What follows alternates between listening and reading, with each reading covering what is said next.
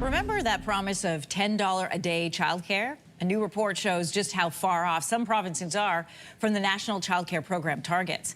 The Canadian Centre for Policy Alternatives says families in only 6 provinces and territories pay that $10 a day or less fee for childcare. You'll see them in yellow here. There's Saskatchewan, Manitoba, Quebec, Nunavut, and Newfoundland, Labrador, Prince Edward Island.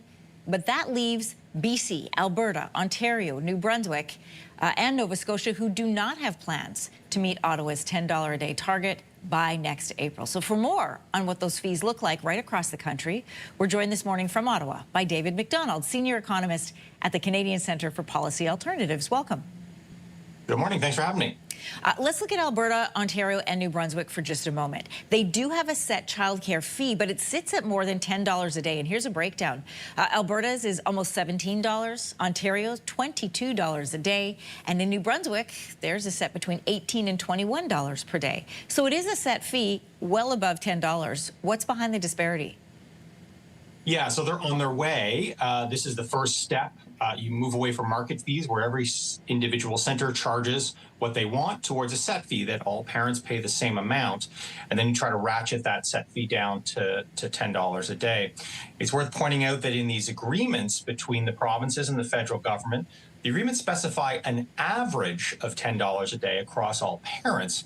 And so what these provinces will say is, for instance, in Alberta, sure, many parents are paying, $17 a day, but some parents are paying $5 a day or $0 a day as a result of a low income subsidy. Therefore, on average, we are at $10 a day.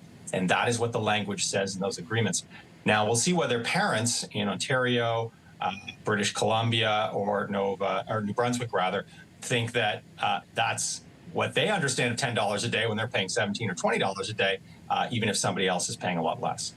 Your report also highlights how the federal government set that target of an average of $10 a day rather than capping it at that number. So how is that affecting the cost of childcare, the fact that it's an average and not a set cap? Yeah, so what that means is that despite the fact 6 provinces have taken that literally, and the fees are $10 a day there, the other provinces have not necessarily taken that quite so literally and are taking the actual legal text of the agreement as an average. So a lot of parents in these 5 provinces in particular will likely continue to pay more than $10 a day even after the deadline of April 2026. Now, that being said, even if they don't necessarily get to $10 a day, childcare is still a lot cheaper in every single one of those provinces and in all the cities we looked at compared to before this program started in 2019. The savings are substantial. In some places like Toronto and the suburbs of Toronto, it's $1,000, $1,300 a month that parents are saving. In places like Calgary or Edmonton, it's $700 a month that parents are saving. So even if we don't quite get to 10, it's still a lot cheaper than it was before this program started. But it can be frustrating for parents when they look at other provinces in this country where there is a set fee and they're still paying a lot less. But let's look at the other end of the spectrum.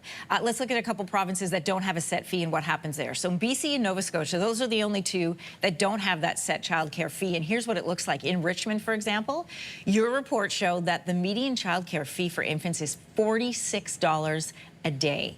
How does that affect families who live in these cities? What are they doing? Yeah, that's not even close to $10 a day.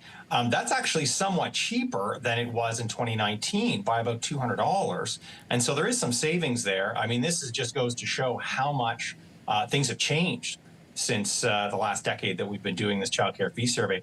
These fees of $60, $70 a day at the median for infants used to be the norm. And now there are some places that still have relatively higher levels, like Richmond and Surrey, BC, where you do have these, $40 a day for infants. Part of the problem there is that BC still has a market system where different centers charge different amounts. So everybody in that city might be paying slightly different amounts. There's a reduction on that. But there has yet to be a plan in British Columbia to move most centers towards a set fee. That plan has yet to be put in place. I mean, there are some sites in British Columbia where parents do pay $10 a day, but it's in the minority. It's about 10 to 12% of spaces are at that level. And so there are big challenges ahead for British Columbia as we move towards this April 2026 deadline. In March, the federal government said that an extension of its childcare plan with every province and territory except Alberta and Saskatchewan on board. So the plan's going to give $37 billion in childcare funding over 5 years. So what does Ottawa need to do, in your opinion, to ensure that phase 2 of this program rolls out a little more efficiently than phase 1? Yeah, so this is still well under development. I mean, the provinces now are going to come back with action plans of how they're going to use this additional funding to improve affordability and accessibility. I certainly encourage the federal government, who's coming to the table with a lot of money, to change the agreements to say a maximum of $10 a day and not an average. And so parents are, in fact, just paying $10 a day. It makes it a lot simpler to understand and communicate. The big challenge, though, going forward isn't only fees, it's actually much more around the expansion. It doesn't make a lot of sense to have affordable fees if you can't find a space. Right. And so what we need is a rapid expansion of the system so that parents don't just sit on wait lists, and that will be the big challenge for the next 5 years of this national program. If you like that video, make sure to subscribe to the Your Morning YouTube feed, where you can find all kinds of new content posted every weekday morning.